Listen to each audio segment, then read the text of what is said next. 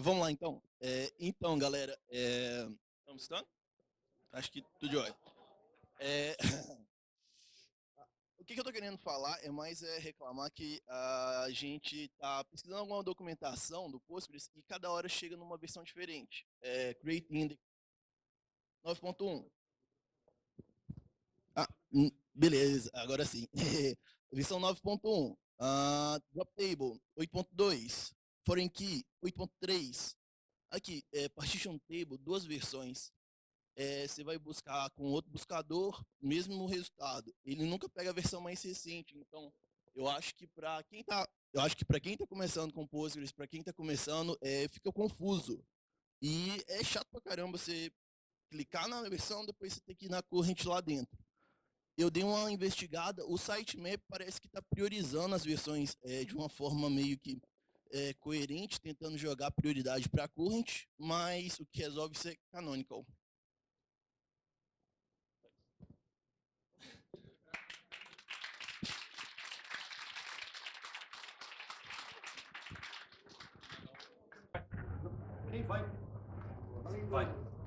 Oi, pessoal. Eu sou o Turicas, também conhecido como Álvaro Justen. Vamos falar aqui sobre grafos. Eu andei trabalhando aí, estou trabalhando ainda em alguns projetos relacionados a grafos, por conta do Brasil I/O, de alguns clientes que eu tenho de análise de dados, e comecei a usar o Neo4j. Alguém aqui já trabalhou com o Neo4j? Ok. O Neo4j é o banco de grafo mais conhecido hoje. E eu particularmente gosto muito de algumas coisas que ele tem, tipo uma interface administrativa bem legal e tal, bem bonitinha que já vem com ele. Mas eu comecei a ter problemas para importar a quantidade de dados que a gente tem no Brasil I/O, que são centenas de milhões de nós e relações. Relação vai para bilhão. Então tem relação, por exemplo, fulano é sócio da empresa tal, o governo federal pagou tanto a empresa tal e por aí vai. E daí eu comecei a procurar outros bancos, né? Daí eu cheguei na linguagem OpenCipher, que é a linguagem utilizada, né, no caso do Neo4j, e em outros bancos de grafo também. E acabei chegando, tá meio lento meu computador, mas enfim, acabei chegando no Agents Graph. Alguém aqui conhece o Agents Graph? Legal. Ele é um fork do Postgres 10.4 que implementa, inclusive, Cypher no Postgres. Então, só para vocês terem uma ideia aqui, para quem nunca viu o Cypher, aqui está um SQL com 2 joins, né? E aqui tem a consulta equivalente em Cypher. Eu vou dar um match, né, numa entidade do tipo pessoa, cujo name é Alice, que, né, tem essa relação belongs to alguma outra entidade do tipo departamento. Só isso já resolve, tá? E, obviamente, esse banco é otimizado para fazer isso. Daí, quem quiser depois olhar mais sobre o Agents Graph, tem aqui no site da Bit9, que é a empresa que desenvolve, e eu vou mostrar uns exemplos aqui para vocês. Então, eu tenho aqui no Brasil I/O essa empresa aqui, por exemplo, Tenenge, Técnica Nacional de Engenharia e tal. E digamos que eu queira saber quais as empresas são sócias dessa empresa, em vários níveis eu consigo fazer isso. Eu montei aqui algumas consultas só para eu não perder muito tempo agora, porque enfim, Lightning Talk, né? Deixa eu só setar o grafo aqui, e daí eu vou colocar aqui então o seguinte. Deixa eu explicar a consulta. Eu estou dando match numa empresa, numa company que eu chamei de holding, né, que tem a relação is-partner com uma outra empresa, que eu chamei de C, em que o documento dessa C, que é o CNPJ, são os 8 primeiros dígitos, é esse daqui. E aí eu estou retornando um distinct de holding. Tá? Então, estou pegando todas as empresas que são sócias diretas dessa empresa. No caso aqui, eu tenho a CBPO Engenharia e a Odebrecht, por exemplo. Tá? Ele me retorna numa estrutura aqui que eu consigo retornar, por exemplo, só os nós, ou eu consigo pegar um caminho inteiro. Então, os nós com as relações, e para cada nó e para cada relação eu posso ter propriedades em que eu consigo fazer filtros para as propriedades, criar índices. As propriedades são armazenadas em JSONB. Eu posso, como isso aqui é Postgres, eu posso rodar explain, e ele vai me mostrar o que ele vai fazer ali. Tá? Eu posso rodar subquery SQL dentro da query Cypher, e subquery Cypher dentro da query SQL. Eu posso, aqui por exemplo, eu peguei aqui todas as empresas das quais a Odebrecht é sócia direta. Eu poderia pegar isso em vários níveis, né? Então, a consulta foi match H, que eu chamei de H, né, uma empresa, que é sócia de uma outra empresa C, em que o documento de H, né, é esse daqui, que é o CNPJ da Odebrecht, e eu retorno o distinct C ali. Então, ele tem aqui no total 139 empresas. Tá? Essa aqui é a base, para quem acompanhou, é a base da Receita Federal, em que a gente demorou quase 6 meses para conseguir liberar, que eram dados para serem públicos, eles queriam cobrar da gente R$500 mil. Mas a gente entrou com pedido de acesso à informação e conseguimos liberar esses dados. Aqui tem uma outra consulta um pouco mais complexa, eu ainda tenho que criar uns índices aqui, mas basicamente é o seguinte, olha. Eu estou pegando uma empresa que tem como sócio uma pessoa física, person, que doou para uma campanha política, que gastou na empresa C, que é aquela empresa que a pessoa é sócia. Tá? E aí eu estou retornando aqui o nome da pessoa como doador, o nome da campanha, né, como político, e o nome da empresa, que é a razão social, na verdade. Ali eu coloquei limite 3 aqui, porque, enfim, senão ia demorar muito essa consulta. Então aqui eu tenho, deixa eu diminuir um pouquinho aqui, ó. O José Almeida da Silva Filho doou para a campanha do Marcos Alexandre, e o José é dono desse autoposto, e o Marcos Alexandre, durante a campanha, gastou dinheiro nesse posto aí.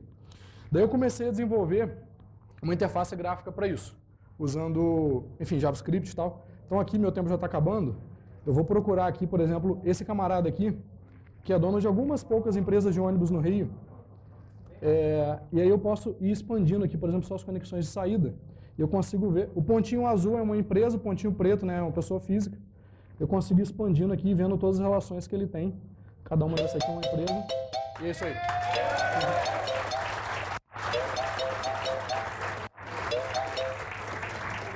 Volta para cá. So it's in English again. I'm going to present a project I'm working on currently. It's called Postgres Auto Failover. And again, the name is from engineering department and not marketing department. So it does exactly what the name looks like. It's auto failover for PostgreSQL. It's on GitHub. It's open source. It's the PostgreSQL license.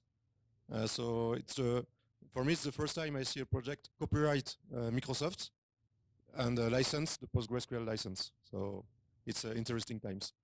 And we still have a marketing department. So I think they are happy when I say that see the number of stars in GitHub. Well, as in engineering, we don't care much about them, but marketing, they do care. So if you want to click on the star, they will be very happy. And so what do we do with PG Auto Failover? The idea is that we have a monitoring solution. And when we monitor that one node is down, we fail over to the other node. So that's easy. When we have, at Citus, we had customers wanting to do that. They wanted to have something very simple and with only 2 nodes because of budget issues. So the best way to do it with PostgreSQL is with 2 standbys and 1 primary. But when you have budget constraints or you want something more oriented to business continuity as compared to high availability of data and services, maybe you want only 1 standby. So we do that with PG Auto Failover. And the monitor itself is a PostgreSQL extension. So all you need to deploy is PostgreSQL. The monitor is PostgreSQL, and it will monitor the 2 other nodes. And then on each node, you have a client running. It's called the PG AutoCTL. And when it runs, it's going to see that everything is working as it should, etc. And here is the set of commands that you are going to use. If you want to start a new cluster, you're going to say PG AutoCTL create monitor. It's going to initialize the database for you in InitDB, create the extension, the users, the HBA, and things like that. Then you say PG AutoCTL create Postgres on another node, and it's going to talk to the monitor to say, hey, is there someone else in the group already? No, there is nobody, so I'm going to be a primary. InitDB, install the users, the database, open the HBA. And then the second time you do that, oh, there is already someone, so you should be a secondary. So it's going to say, okay, so PG pass backup from the primary, add HBA entry in the primary to be able to do that, etc. It's all automated for you. And you have other commands to enable and disable maintenance. It means that if you enable maintenance on the standby, you can do whatever you want, like security update of the kernel or PostgreSQL, reboot. All the time, it's not considered as a candidate for failover. So you're good. You can do the maintenance, and then when you're done, you disable the maintenance, and it's back to being a candidate. And you can perform a manual failover from the monitor with a SQL command. So you say perform failover, and it will orchestrate everything so that it happens for you. And so currently with this project, we solve business continuity, we solve automated failover, and we don't solve high availability for the data, because if you lose the primary and the standby, well, you lose the data too. So in a fully high available system, you should be able to lose the nodes and still have the data. For that, you need a backup strategy, you need other things. It's not covered by pgauto failover, okay? And maybe we'll get there, but for now, it's the way it is. And disaster recovery, again, it's you lose all the nodes, what's next? So in pgauto failover, we say that we resist to losing any one node. If you lose the monitor, nothing happens. Replication is working. If you lose the primary, we switch over to the secondary. If you lose the secondary, we step back from being synchronous to being async, which means that you can continue working with the primary. Okay, so you can lose any one node, and there is no impact in the system. And that's it. So go start it if you like it.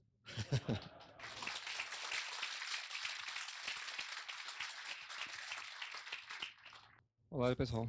Só queria partilhar uma experiência que nós estamos fazendo, uma abordagem um pouco diferente do uso do Postgres.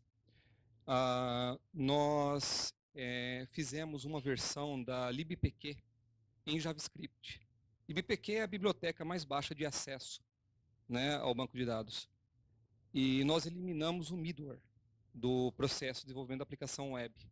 Então, 100% da nossa aplicação, 100% não, exagero, mas 98% da nossa aplicação é escrito nativamente em Postgres, em PGPL SQL, e as coisas que são fora da linguagem, Java, PHP, etc., nós montamos um sistema de microserviços por Postgres para disparar essas linguagens, digamos, fora do nosso padrão. Nós também abordamos desenvolvimento de web em cima de uma seção persistente, não mais RESTful. Né? Nós voltamos para a década de 80, 90, aí, de aplicação de 2 camadas, basicamente. Então, o front-end faz a conexão, mantém conectado, e fica até o final da utilização do usuário. Fizemos também a implementação de um conceito de usuário visitante no banco de dados. Então, nós fizemos uma coisa que o pessoal de segurança vai odiar, né? Mas nós permitimos um acesso público ao banco de dados Postgres, né? Direto para a web.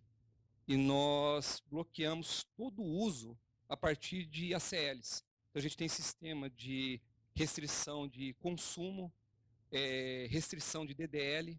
Então, a gente garante que mesmo um usuário, um hacker, dentro do Postgres, autenticado, ele não consegue fazer absolutamente nada que a gente não permita, nem consumo, nem nenhum aspecto. E ganhamos com isso interatividade, porque o acesso, né, ao banco de dados passa a ser bilateral. Então você consegue, a partir do banco de dados, interagir com os browsers, ou os equipamentos, ou Internet of Things, ou o que você queira. Então, e a gente ganhou também outras possibilidades, por exemplo, permitir uma aplicação web via browser operar offline. Um exemplo, então você abre lá o site, você abre o sistema, você opera o sistema mesmo sem a internet. Quando ela restabelece, ele devolve os dados. E estamos explorando esse mecanismo para saber até onde a gente consegue chegar com isso. Então, por enquanto, está assim, pleno desenvolvimento, estamos assim, experimentando e vendo até onde a gente consegue chegar nisso. É basicamente isso, gente. Obrigado.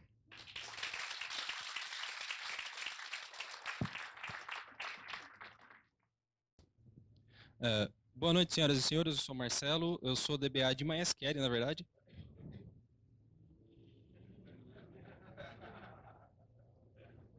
É que eu esqueci de dar o play. Mas eu trabalho com Postgre há bastante tempo, eu prefiro Postgre. Eu acho uma ferramenta hoje mais completa e... Não, pode ter bullying, não tem problema não. E eu vim apresentar uma ferramenta que é extremamente complexa de você chegar até ela para fazer o teste. A Percona, eu não sei porque que ela escondeu, mas é muito difícil de você testar o Percona Performance Manager. Você tem que fazer o extremo trabalho de digitar pmmdemo.percona.com. Né? Passando essa parte difícil, aí fica fácil. Você consegue testar a ferramenta à sua vontade, que é Prometheus e Grafana. A gente teve palestra de Prometheus e Grafana.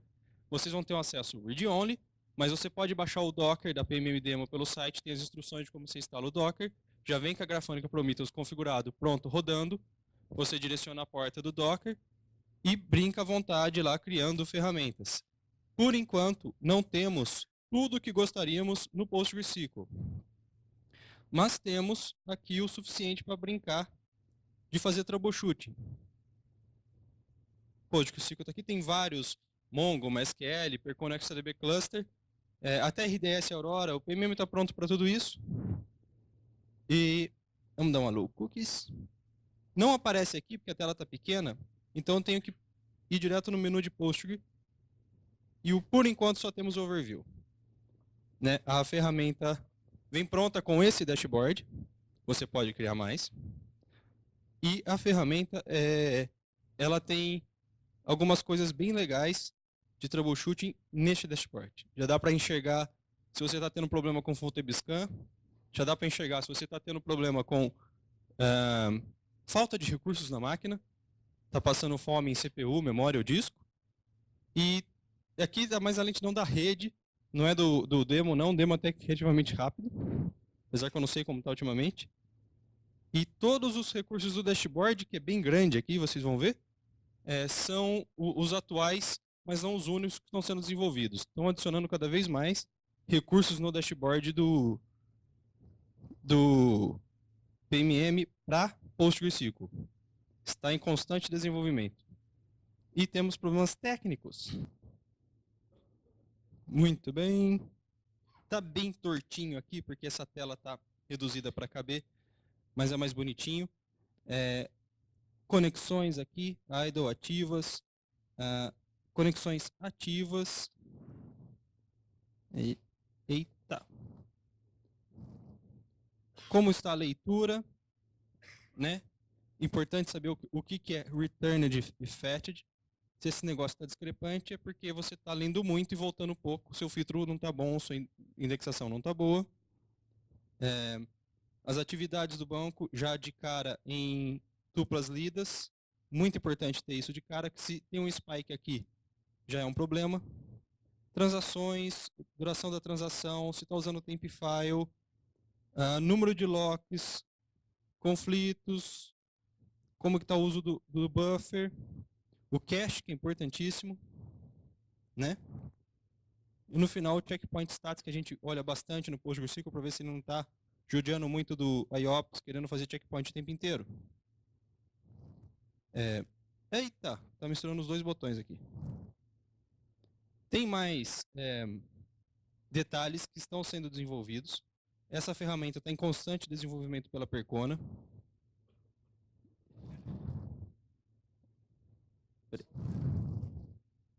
Tá configurado para funcionar assim. Muito importante ter o network na mesma tela aqui, porque às vezes a query está boa, mas ela está retornando muitos dados para a aplicação está lendo 1000 linhas para paginar alguma coisa, você está sobrecarregando a rede e você vai ver que a query está boa em performance, mas só a rede está com bottleneck, e às vezes você vê aqui facilmente, nesse gráfico, numa tela só é rápido, ele carrega, você já baixa o scroll, numa passada de olho você já identificou vários problemas.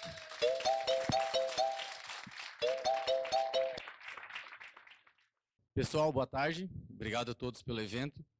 Eu quero falar bem rapidinho. Quem aqui usa Information Schema no seu dia a dia para fazer select ou usa pedir catalog? Information Schema, levanta a mão. Quem usa pedir catalog? Legal. Eu descobri essa semana um ofensor ao meu banco de dados. Tá? Eu tenho um banco de dados que é um RDS. Ele é um banco de dados relativamente pequeno, número de tuplas muito pequeno, mas ele tem 25 mil esquemas. E a gente começou a ter alguns problemas de performance essa semana, a gente foi analisar, e um ofensor ao meu banco de dados foi o Information Schema. E aí, para minha surpresa, eu fiz uma análise do que aconteceu, e aí está o resultado. Na Information Schema, o explain deu 191 milissegundos para resolver, e no pedir catalog 0055. Praticamente 2.000 vezes mais rápido, tá? Ó, segundo o Fabrício, na 12 não vai ter esse problema, tá? Mas isso aqui é um 9.6, então eu estou enfrentando esse problema e o ofensor desse cara aqui é o Flyway, tá? Então a gente vai resolver de alguma forma, ou vai trocar, ou a gente vai acabar trazendo uma versão interna da empresa sênior para o Flyway, que a gente está passando por uns outros problemas com ele também, tá bom? Mas isso é um problema lá do meu time de arquitetura, Eu só quis mostrar isso para vocês, tá? Eu vou agora roubar o microfone e vou entregar para o Gerdan para ele falar o resto do tempo sobre uma experiência dele aí nesse evento aqui, tá bom? Obrigado pela atenção, pessoal.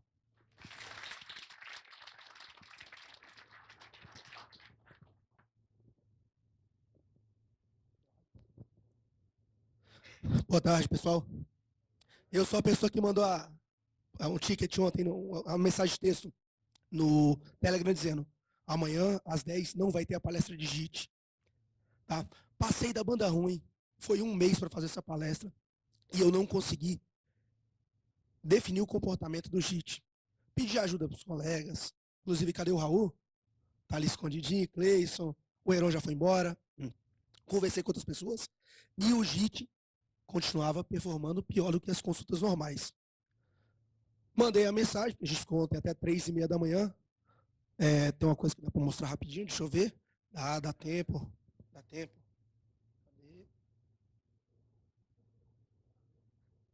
Isso aqui é a situação que um amigo ficou ontem. Tá?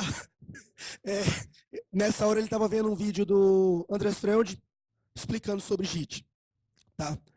Então, realmente, a gente passou da banda ruim para montar a palestra de JIT. Hoje eu desci em respeito ao pessoal, ia vir aqui falar com o pessoal que, infelizmente, não dava para ver a palestra. No meio do caminho, eu cruzei com o Guedes.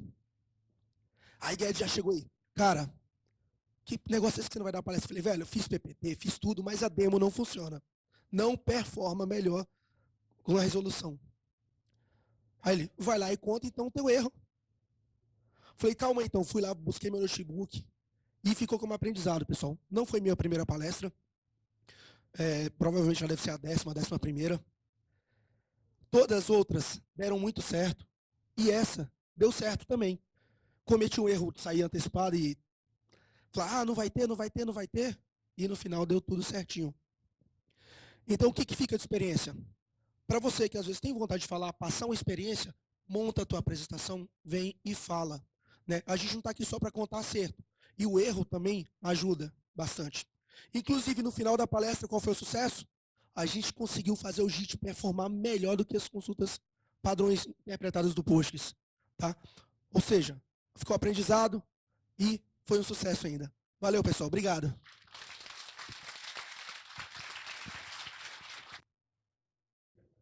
Pô, aí você tira a minha concentração. Gente, todo mundo sabe o que é a Lei Geral de Proteção de Dados? Bom. Não, porque se vocês não soubessem, vocês realmente teriam um problema, e um problema bem grande. A Lei Geral de Proteção de Dados ela vai entrar em vigor daqui a mais ou menos 1 ano, e ela traz alguns desafios bem grandes. O primeiro, vocês sabem onde estão os seus dados? Vocês sabem quais as suas tabelas, quais os seus meios de armazenamento que têm dados pessoais? E melhor, vocês sabem o que são os dados pessoais? Porque dado pessoal não é armazenar CPF. Quem usa CPF como chave primária? Vocês não estão sendo honestos, hein? Todo mundo já passou por isso. Só que se você está usando o CPF como chave primária, ou se você tem um CPF numa tabela de log, sua tabela tem um dado pessoal. Pior do que isso é saber o que é um dado pessoal. Porque dado pessoal é todo aquele que identifica um cidadão brasileiro. Ok, então se eu combinar dados, eu tenho dados pessoais. E além dos dados pessoais, eu tenho também dados sensíveis. E o que são dados sensíveis? São aqueles que podem trazer algum preconceito, alguma situação de desconforto para as pessoas. E aí você me diz, mas eu vou colocar o meu servidor na Rússia. Ok, se o seu servidor está na Rússia e tem dados de cidadãos brasileiros, você também está sob vigência da Lei Geral de Proteção de Dados. Outra coisa, você precisa dizer para o seu usuário qual é o tipo de acesso que você vai fazer com os dados dele. Vocês já pensaram nisso? E se a pessoa casar, ela tem direito a alterar os dados dela. Poxa, mas seu sistema só tinha uma tela de cadastro. E eu também posso pedir para qualquer site, tipo Twitter, chegar lá e falar assim, eu quero agora todos os meus dados. Que formato vão estar esses dados? Quanto tempo eu tenho para pegar esses dados? Pode ser cobrado? Eu também queria essas respostas, tá? Se alguém tiver, por favor, depois você me conta, porque a lei traz vários desafios. O negócio tá ficando moderno. Quando a gente começou, não era tão legal.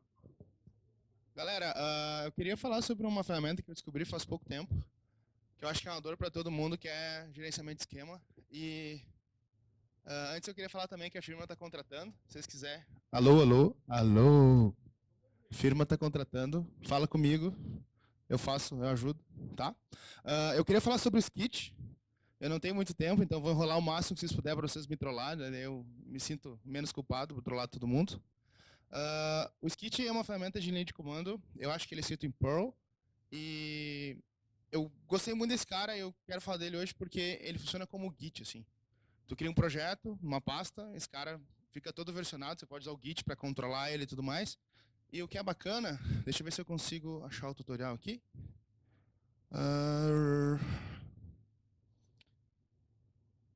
Agora eu entendi, porque o colega sempre clicava com o botão direito, né? Tá invertido. Ok. Então, tipo... Aqui. Então, o Skit em si é realmente muito simples. A gente vai dar um Skit init e ele vai criar uma pasta com um arquivinho de controle para cada mudança.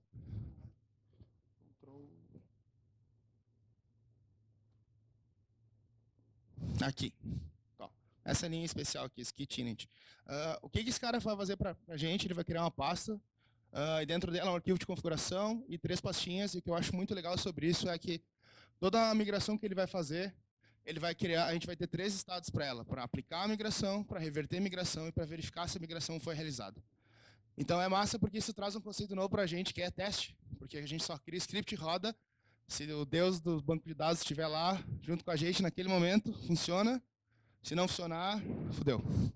Então eu acho muito bacana que a gente consegue ter, dentro do mesmo projeto, a gente pode ter múltiplas bases de dados, ele suporta vários bancos, eu só testei com Postgres, mas uma coisa muito bacana é que eu posso ter vários projetos apontando para a mesma base, o que facilita se eu tenho vários times, então um pode não interferir no outro. E quando eu crio esses planos, deixa eu pegar um exemplo aqui. Aqui é o exemplo de configuração. Deixa eu ver o que mais aqui. Vamos lá. Aqui, ó. Quando eu crio uma mudança, basicamente, skit add mudança, eu não sei selecionar o troço, então foda-se. Não, tudo bem. Então, quando eu crio uma mudança, eu consigo definir dependências. Então, caso eu queira aplicar uma mudança específica que depende de alguma coisa, por exemplo, eu criei uma tabela de usuários e agora eu quero botar uma nova mudança para ter uma coluna nova naquela tabela. Eu posso dizer que aquela mudança depende da tabela de usuários. Então, quando eu mandar aplicar só aquela mudança, ele tem essa inteligência de fazer isso. Tá bom? Deixa eu ver o que mais. Uma coisa que o Skit faz, que eu acho que é importante vocês saberem, ele cria um esquema chamado Skit dentro do banco de dados de vocês. Então, vocês vão precisar dessa permissão. E o que é bacana sobre isso é que quando você cria o arquivo, você cria a mudança, ele pega e faz um hash desses arquivos. Então, se alguém mudar por algum motivo e a mudança está diferente, ele vai encrencar, dizendo, olha, não vou rodar os troços porque está diferente do que eu esperava. Então, ele já tem esse controle. E tudo que ele faz é criar arquivos texto. Então, usar o Git é super de boa, nada difícil com ele. E acho que é isso. É só isso que eu queria mostrar.